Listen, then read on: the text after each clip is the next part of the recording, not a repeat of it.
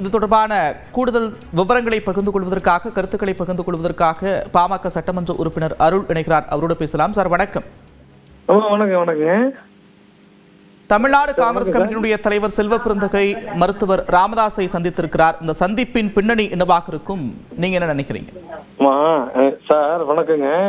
எங்களுடைய பாட்டாளி மகளிர் நிறுவனத்தின மருத்துவர் ஐயாவலை பொறுத்தவரையில இன்றைக்கு இந்திய துணைக்கண்டத்திலே மிகவும் மூத்த ஒரு அரசியல் ஒரு பெருந்தலைவர் என்னுடைய ஐயாவை பொறுத்த வரைக்கும் இன்னைக்கு உங்களுக்கு எல்லாம் தெரியாதுல்ல, மோடி அவர்கள், பாரத பிரதமர் மோடி அவர்கள் சேலம் வருகின்ற பொழுது அவர் பேசிய பேச்சுக்கள்லாம் இன்றைக்கு சட்டமன்றத்தை பொறுத்தவரையில எங்களுடைய அன்புக்குரிய அண்ணன் தமிழ்நாடு காங்கிரஸ் தலைவர் செல்வ பெருந்தகை அவர்களை பொறுத்தவரையில எங்களுடைய கட்சியை பற்றி விவாதங்கள் அங்க பேச்செல்லாம் வரும் பொழுது எங்க ஐயா அவர்களை மிகவும் பெருமையா தான் பேசுவார்.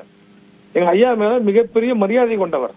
அந்த அடிப்படையில இதுக்கு முன்பு அண்ணன் தியாகச்செம்மல் ஜி.கே. மணி அவர்களை உடல் நலம் குன்றிய நிலையிலே அவர் சந்தித்தார். இப்ப எங்களுடைய ஐயா அவரை பார்ப்பது ஒரு மரியாதை நிமித்தமான சந்திப்பு தானே தவிர இது அரசியல் முக்கியத்துவமான சந்திப்பாக நாங்கள் கருதவில்லை.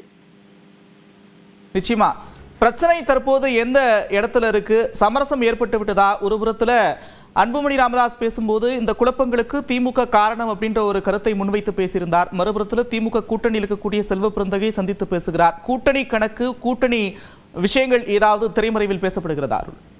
இந்த குற்றச்சாட்டை பற்றி எங்களுடைய மருத்துவர் ஐயா அவர்கள் மிக தெளிவாக உங்களிடத்தில் பத்திரிகையாளர்கள் சொல்லிட்டார். இதை பத்தி நான் போறதுக்கு தயாரில்லை, அது பேசவும் கூடாது. ஐயா பேசி முடித்த ஒரு பொருள் பற்றி நாம விவாதிக்க கூடாது. இது கூட்டணிக்கான சப்ஜெக்ட்ங்கிறது நாங்க போகவே இல்லைங்க, அதுக்கான வாய்ப்பும் இல்லை. அது எனக்கு தெரியல. உறுதியா கூட்டணி குறித்த செய்திகளை எங்களுடைய மருத்துவர் ஐயா அவர்கள் தான் சொல்லுவார். அந்த அதிகாரத்தை பாட்டாளி மொழி பொதுக்குழு அவருக்கு வழங்கி இருக்கிறது. இதுவரைக்கும் அப்படிதான் எங்க ஐயா தான் முடிவு செய்திருக்கிறார்கள். அந்த அறிவிப்பு குறித்து மிக விரைவிலே முதல்ல உங்கள்கிட்ட தான் சொல்லுவார், பத்திரிகையாளர் தான் சொல்லுவார்.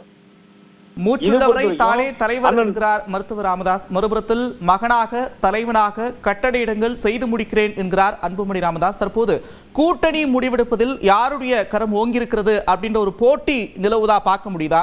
தொடர்ச்சியாக தேர்தல் நெருங்குவதற்கு இன்னும் சில மாதங்களே இருக்கக்கூடிய சூழல்ல இந்த அரசியல் கட்சி தலைவர்களுடைய இந்த சந்திப்பை எப்படி புரிஞ்சுக்கிறது? சார் போட்டியே கிடையாதுங்க, இதுல போட்டியே ஒண்ணும் கிடையாதுங்க. ஐயா தான் இப்ப நீங்க உங்களுக்கு தெரியும் என்ன பேசிருக்காருங்க. ஐயா அவர்கள் சொல்லுகிற பணிகளை செய்து முடிப்பேன்னு சொல்றாரு.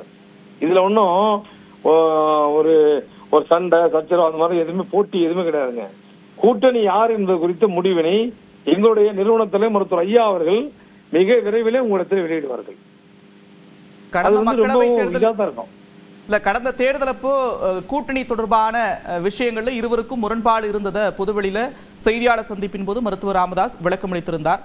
பாரத் மாதா கி ஜெய் என்ற கோஷம் கேட்டது அப்படின்ற ஒரு விமர்சனத்தையும் அவர் முன்வைத்து பேசியிருந்தார். தற்போது அன்புமணியினுடைய சாய்ஸ் இதுவாக இருக்கிறது. மருத்துவர் ராமதாஸ் என்ன நினைக்கிறார் கூட்டணி தொடர்பாக? இது சம்பந்தமா நேற்று நடந்த பத்திரிகையாளர் சந்திப்பில் கூட எங்களுடைய நிறுவன தலைவர் மருத்துவர் ஐயா அவர்கள் மிக தெளிவாக பேசியிருக்கிறார். அதுக்குள்ள நான் போக விரும்பல, அது நான் பேசவும் கூடாதுங்க. அதற்கான அதிகாரம்